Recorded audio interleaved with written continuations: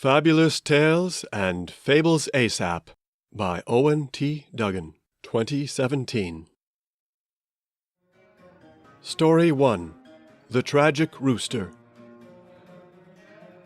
If it helps, this story takes place about 1,300 years ago, somewhere in Eastern Europe, if that helps. Rudy, tell me more about your town, because it sounds like a pretty good one, Rudy. Well, said Rudy, it comes down to this thing we say. The emperor may have his empire, but we have our town. That's what they say in our town, you know. That's a pretty good one, Rudy. You're lucky, you know. You're lucky to have a town like that. Yes, lucky, he knew, to have a town where men and women were free, but not careless. There was order, but there was fun. And he was lucky to be a member of the Rudigal family, a family which usually produced the head man of the town. So it was a pretty good town for him, a good town to be from. And it was a pretty good day as well. The distant mountains moved in and out of view whenever a cloud bank hid or revealed them, and it was a surprise to look that way and see them or not see them. The nearby hills were rolling ones. The ground, bumpy with mounds of rock and dirt, featured no trees, but only low plants and some interestingly tall white field flowers. This all made the task of watching bearable, for that was what they were lately. They were watchers. Their job was to watch. And despite there being a war, today was a good enough day. Keep watch day and night, they were told. You never know when the enemy will try something. Nothing was changing, and that was a good thing. If the enemy were to change things by crossing the line, whether on foot or on horseback, the watchmen had to warn the camp by blowing their ox horn loudly and repeatedly. Besides the one warning horn, they also had one archer's bow between them, with 10 good arrows, and they each had a short saber with which to make a brave last stand, should it ever come to that. Rudy prayed that it would not come to that. For provisions, they had water and 1 day's food, which one of the pair went back to collect anew from the camp each day. They were told not to stand too high, because enemy archers were out there watching back. Better to be the hunter than the prey on any given day. They had to stick low behind their mound of rock and dirt and just watch. They couldn't light a fire, and they couldn't visit the 2 pairs of watchers who were barely in sight to either side of them. Just now, a watcher to their left was arriving, crouched back at his post and carrying food for himself and the other man. Who knew what their names might be, or what their towns were like? One could only guess. Recruits had been pulled from across the empire and deliberately mingled. Count yourself lucky to share a language with your companion. Guess it's my turn today, Rudy said. Stay low, Rudy. Watch out for a flying rock. I will. Along with the risk of being overrun by enemies, flying rocks were a hazard. Last week, the enemy had set up some kind of catapult somewhere behind a hill. Now and then, a load of rocks of varying weight would fly their way. The rocks hadn't hurt them at all. They were random, not aimed, smashing down short, bouncing past to either side, or sailing high above and scattering behind them, becoming a background effect, a minor distraction to the daily job of the watch. The only interesting thing about it was when the flying rocks disturbed one of the little field animals, causing the critter to scurry from one place to another. Leaving, Rudy said happily, "Tell me more about your own town when I get back, okay? Instead of changing the subject this time, there must be something you don't mind telling. Make it up if you have to." Don't worry, Rudy. I'll tell you all about my own empire. I'll even tell you some jokes I remembered after you get back. I promise.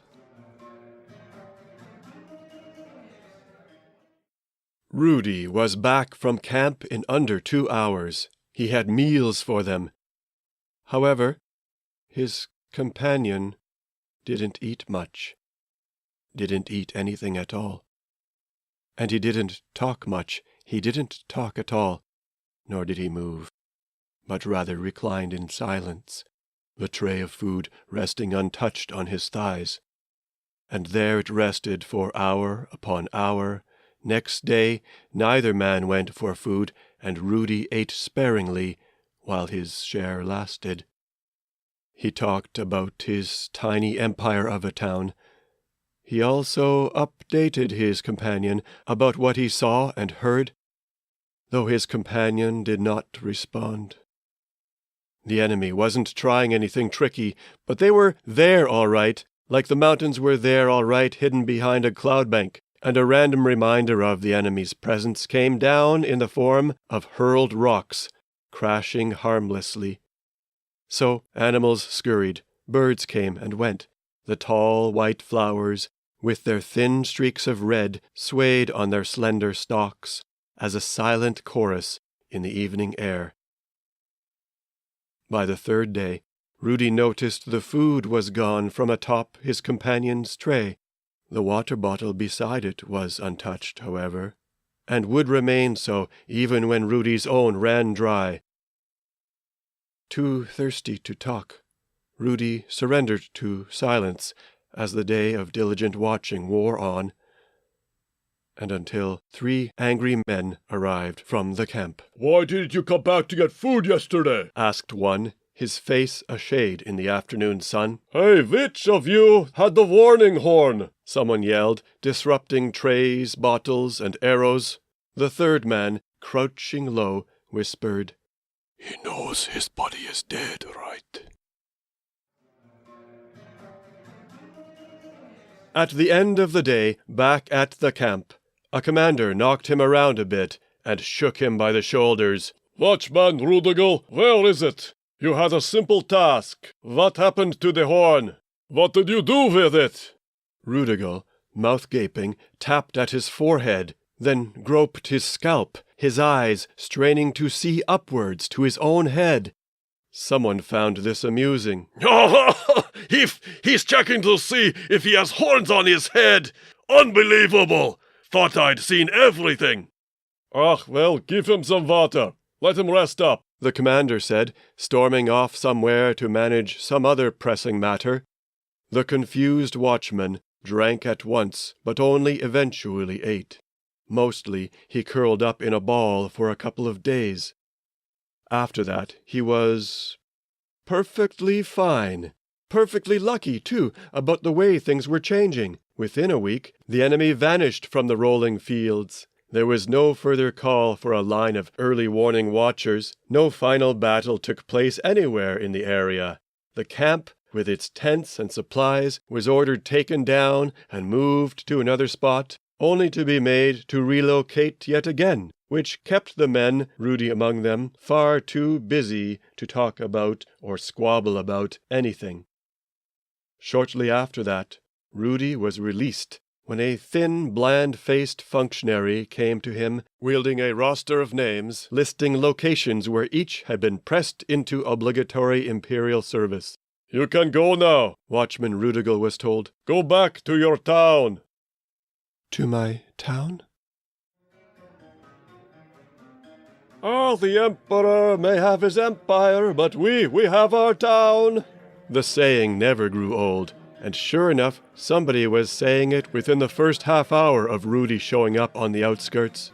"There he is, the Rudiger man," someone else said, spotting him, and he smiled back. That was pretty presumptuous to say, because Rudy was neither the named town man, nor even the head of the Rudiger family. Someone more mature filled those roles. His uncle. But that's my town, he thought, and probably next some old guy well beyond the age for laboring would say that military service to the Emperor was the grandest rite of passage for a boy into manhood. Meanwhile, old gals well beyond the age for starting a family would chat loudly and flirt with him in warm-hearted fun. They sure did love to talk in his town. Acknowledging it all, Rudy wore, a mild and humble smile to match his traveling clothes. Clothes to be tossed as soon as he got home, for in fact they were worn out. But his family homestead wasn't going to suddenly disappear into a magical mist, was it? So Rudy decided to step off the main road and try a random side lane. This escape from the noise of the crowd was a fascinating jolt to the senses. He listened and lingered, uttering a sentimental notion. The soul of the town is down here somewhere, down these little old lanes. Alert he walked with silent, tender feet, like somebody barefoot at a shrine, or like a fox crossing a field. In fact, as eager as he was for home cooking, he felt captivated by the vibrancy of things, of everything, by its sacredness, he imagined. Things were coming to life for him in some new way. He heard a squawk. No, not a squawking, but a crowing, and not even that. He knew what it was. Sure enough, turning a corner, he encountered an amazing rooster.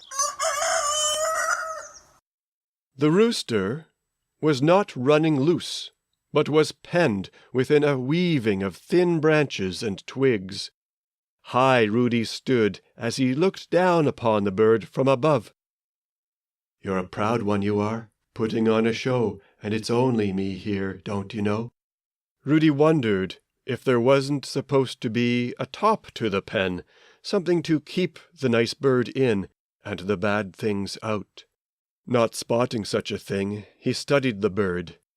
The rooster posed, made a strut, ruffled a wing, dramatized a peck at the ground. Ah, what a creature! Its coloration featured a bit of everything: stately silver boots, practical deep brown trooper's breeches, princely plumes of tail feathers of deepest midnight blue, hinting at luminescent purple, these drooping to wispy, dormant tips, a golden mini-cloak, the color of fox fur, some respectable cape for a swift messenger bearing urgent news for good or ill, a dirty tan, no, a golden, a lionesque mane, seeming combed and groomed, sprawling over the cloak. Tiny, piercing, round eye, sharp, stabbing beak, red, ruby red, double wattle flaps off its chin, red, ruby red cap, red, ruby red cap. Fiery presence, princely. "And no one to watch your world," said he, taking strange comfort in the company of the proud bird. "No one but me." He fell at once into a fearful isolation. Crouching by the pen, he peered through the woven barrier, feeling he may as well be huddling by a mound of dirt on a rolling field, where clusters of lilies parade their banners of bold snowy white, with a trickle of red, ruby red. Well, that spontaneous tangent was surely curative, Rudy told himself. Directly he sped to the homestead, where a celebration was well into final stages of preparation. Surely everything was going to be perfect. Everything was telling him, "Welcome home!"